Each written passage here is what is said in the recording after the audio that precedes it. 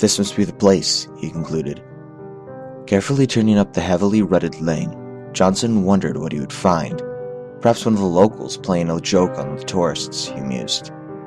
Tall grass slapped at the bottom of the car, and rusted barbed wire clung to rotted posts that ran alongside the lane. In the untilled fields, scrubby bushes had sprung up like mushrooms. Johnson tried to imagine what the farm looked like in better days, but it was impossible. When he reached the top of the hill, the farmhouse looked even more decrepit. Blistered paint hung from the wooden shingles, and there was a disturbing sag in the middle of the roof. What once had been the side garden was now occupied by tall thistles, and a mass of tangled timbers indicated the former site of the main barn. Except for the glass still being intact in the windows, the house looked abandoned. "Where is everybody?" thought Johnson. In response to his question, an old woman dressed in a black skirt and a woolen sweater stepped out the side door. She was gnarled and withered like the lone apple tree that stood in the yard. Johnson guessed she must have been at least 70, maybe even 80 years old. "What you want?" she spat, turning off the CD player, and rolling down the car window, he replied, "Is this the petting zoo?" "That's what the sign says, don't it?" Ignoring her rudeness, Johnson continued, "Are you open? I'll get Jake. He's out back chopping wood." He watched as she shuffled down a dirt path and disappeared around the corner of the house. Charming, thought Johnson. Opening the car door, he stepped out. Despite the poverty, the farm had a certain rustic appeal, which reminded him of the house that he grew up in the country. But there was something odd, something missing. Where are the flies? Thought Johnson. On most farms, the low buzz of the black swarms was constant, but there was none, except for the moaning of the wind. It was quiet. Perhaps it was the lack of animals, he thought, or maybe it was the stiff breeze at the top of the hill that kept them at bay. Glancing at his watch, he frowned. It was after 5 o'clock. If he did not get back on the road soon, he'd be late for his appointment. Either that or skip his shower. After driving all day, Johnson did not want to skip the soothing ritual. Taking one last look around, he reached for the handle of the car door. Just then, the old woman reappeared, and behind her, an even more wizened-up old man wearing faded blue overalls and a nicotine-stained shirt. Stopping at the corner of the house, the old man spat a long jet of chewing tobacco onto the ground. Wiping his mouth with the back of his hand, he paused momentarily to study Johnson. Speaking to the old woman, he said in a low tone, "Thought I heard a car come up." "Wants to see your spiders," she said, before turning away and went back into the farmhouse, letting the screen door slam behind her. "You want to see my spiders, young fella?" "Sure, if you're open." Looking over the Lexus, he scratched his ruddy face and said, $50. 50? That's ridiculous. Shrugging his shoulders, the old man said, "Take it or leave it, I got work to do." Then he spat out another long jet of chewing tobacco and turned to go. "I can't leave now, not after coming all this way," thought Johnson.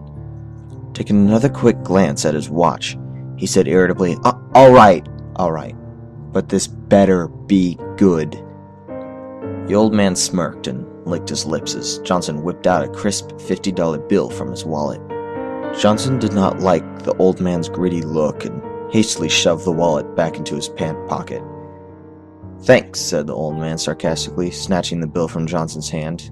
Looking over it carefully, he folded it up neatly, stuck it in his pocket, and said, "Follow me." The old man led Johnson down an overgrown path to a shed at the back of the farmhouse. Inside, the dim glow of fluorescent tubes highlighted the dozen plywood shelves that ran along the walls. In contrast to the rest of the farm, the shed was neat, almost antiseptic in appearance. Sitting on each shelf was a glass terrarium filled with twigs and rocks. In the case closest to Johnson, a small garden spider was spinning a web in the corner. "That's an orb spider," said the old man. "I know," said Johnson, annoyed at the interruption. "You know spiders?" "A bit," replied Johnson. "I used to study them when I was a kid."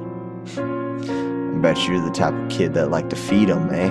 Catch bugs, drop 'em in, see what happens. Fun, ain't it? Suddenly, Johnson was uncomfortable. How did he guess my secret? He wondered. Johnson felt the warm rush of blood to his neck and ears as he started to blush. No need to be ashamed, young fella. All kids do it. It's natural. Trying to change the topic, Johnson asked, You been at this long? Keeping spiders? Yeah, I've been at it a while. Most folks are scared of spiders.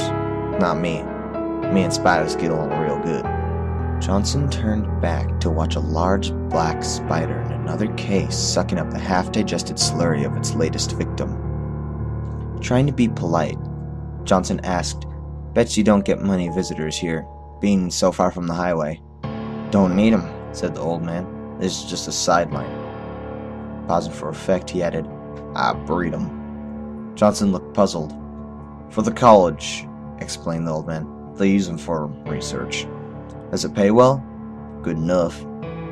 They don't know squat about spiders, the old man said, spitting on the floor.